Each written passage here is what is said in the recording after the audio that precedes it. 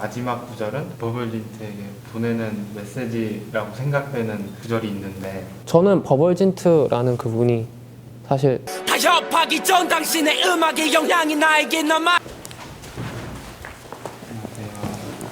안녕하세요. 안녕하세요. 앨범 나오고 이제 어떻게 지내고 계신지. 잠만 잔 것 같아요. 쉬기만 하고 뭐 네. 앨범 준비하실 때 되게 아팠다고. 그 크론병이라고 자가 면역 질환인 건데 그게 막 되게 안 좋았을 때가 있었죠. 완치된 건 아니고요. 근데 많이 좋아진 것 같아요. 녹색 인형. 예. 이 무슨 뜻인가요? 우선은 녹색이라고 이름을 짓게 된 거는 돈 때문인 것 같은데 제 모든 행동, 모든 생각과 행동 그런 거에 돈이 항상 관련돼 있다는 생각이 들면서 제 이념의 색깔을 생각했을 때 녹색인 것 같다고. 네. 전하고자 하는 메시지나 의미가 뭔지. 메시지라고 할지는 모르겠는데 가장 바랬던 거는 저를 남기고 싶다는 생각이 컸던 것 같아요. 이것을 꼭 말해야지 눈 감을 수 있겠다 이런 생각이 드는 말들, 그런 내용들을 중점으로 썼던 것 같아요. 그 피처링에 참여해준 아티스트들이 많은데 그 이름이 표기가 안 돼 있잖아요. 제 앨범에서 피처링한 아티스트들이 악기라고 생각을 했어요. 앨범에 이제 피처링 아티스트 포함해서 뭐 작곡한 사람도 있고 편곡한 사람도 있고, 그런데 이제 이름 표기는 이제 피처링 아티스트들만 되잖아요. 특정 누군가만 써진다는 게 조금 불공평하게 저는 받아들인 것 같아요. 영어 가사를 줄이려고 하신 게 네. 굉장히 많이 보였거든요. 어느 순간 제 옛날 작업물들을 쭉 듣고 가사를 보는데 이 글이 너무 엉망진창인 거예요. 그냥 좋은 글을 쓰기 위해서 노력하다 보니까 막 한영 혼용도 안 하는 쪽으로 가게 됐던 것 같아요. 키스F 씨와 디스를 버린 후에 이렇게 바뀌게 된 게 아니냐. 전혀 연관이 없었던 것 같은데 제가 한글로 가사를 쓰게 된 건 훨씬 예전이었던 것 같아요. 가스펠 사운드를 뭐 너무 특별한 이유라든지.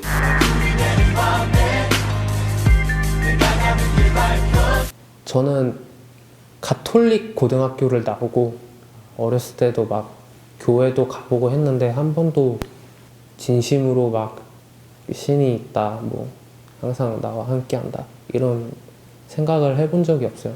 그러다가 성경을 펼쳤는데 앨범에서 제가 하는 말들의 대답이 이미 있는 거예요. 뭔가 거부하고 있지만 항상 곁에 있다. 근데 어쨌든 이 앨범은 제 삶에 관한 내용이고, 그래서 이 종교적인 부분도 앨범으로 표현하고 싶었어요. 사운드적으로 살짝 아쉽다는 사람들이 네. 좀 있더라고요. 저는 사운드가 안 좋다는 말은 좀 이해하기 힘든 부분인 것 같아요. 왜냐면 사운드에 대해서 대충 넘어가지 않았거든요. 그냥 비트의 그 색깔? 그런 게 마음에 안 들어서 사운드가 안 좋다고 하는 거라면 이해할 수 있어요. 분명 김태균으로 활동을 하시게 된 계기가 있나요? 어느 순간부터 테이크원이라고 생각하는 모습이 저랑 다르다는 생각을 하기 시작한 것 같아요. 저를 향해서 환호를 하는데 저한테 환호하는 것 같지가 않은 기분이 들었어요. 그래서 활동을 계속 안 했던 것 같아요. 사람들이 진짜 제가 생각하는 저를 봐주고 저한테도 환호를 할 수 있다면 저도 좀 더 기쁜 마음으로 활동할 수 있을 것 같고. 몇 번을 갈아엎었냐 막 이런 식으로 네. 말을 하고.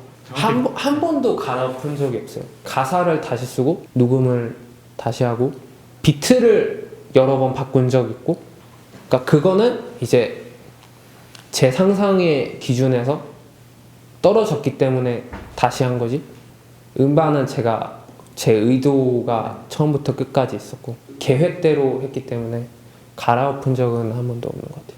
그러면 태균 씨의 앨범이 오래 걸린 가장 큰 이유는 뭘까요? 제 생각에 가장 큰 이유는 용기도 부족했던 것 같고요. 가장 깊숙한 거를 꺼내 놓기까지 시간이 오래 걸렸던 것 같고.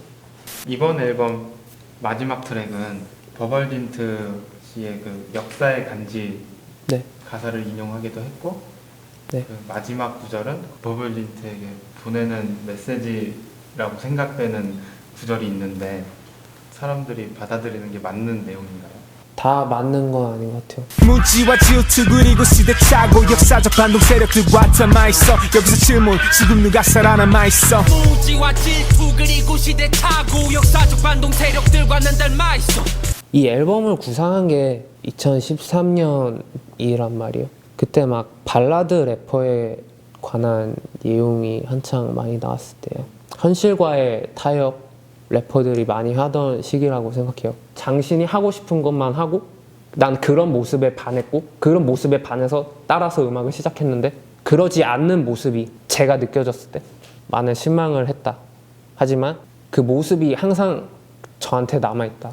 저는 단순히 한 명을 지칭한 곡이 아닌 것 같아요. 저는 저에게 영향을 준 모든 아티스트인 것 같아요. 저는 버벌진트라는 그분이 사실 타협을 안 했을 수도 있고 모르는 거죠. 그냥 이건 제 얘기고 제가 투영했을 때 많은 부분이 저한테 있어서 어떻게 보면 타협인 거죠. 그 사람을 막 아예 막 염두에 두지 않았다 이런 말을 하려는 건 아닌데 중요한 거는 그런 식으로 모두에게 적용되는 말이었던 것 같아요. 디스가 한창 많았을 때 핵심적인 역할을 두 번 다 하셨어요. 뭐 그때 당시를 회상해 본다면 좀 어떤 마음이었어요? 수준이 똑같이 꾸준히 쏘이고 놀라도 음악적 역량은 아무도 몰라봐 인지도가 올라도 창시절 항상 혼자였던 이유 이태원에 내가 어울리지 않는 이유 이걸 한국어로 적은 이유 우선 둘 다 되게 하기 싫었어요. 근데 꺼내놔야만 하는 얘기였던 것 같아요. 속에서 꺼내야지 제가 나아갈 수 있었던 것 같아요. 앞으로의 계획은 어떻게 되나요? 좀 이 앨범에서 벗어나고 싶어요. 그러기 위해서 다음 음반도 작업할 수도 있고요. 지금 제가 정해둔 이미 얘기도 있고 제목도 있어요. 근데 굳이 말을 안 하려고요. 이번에는 꼭 제가 막 말 안 해도 할 수 있을 것 같아서 딱히 얘기할 필요 없는 것 같아요. 그래도 더 빠르게 해야 된다는 그 생각은 확실히 있는 것 같아요. 이번보단 빠를 거다. 아마도. 뭐 팬들과 헤이터분들에게 한마디씩. 저한테 진짜 팬이 있을까요? 그냥 있겠죠? 좋아해 주시는 분들 너무 감사하죠. 헤이터도 딱히 있을까?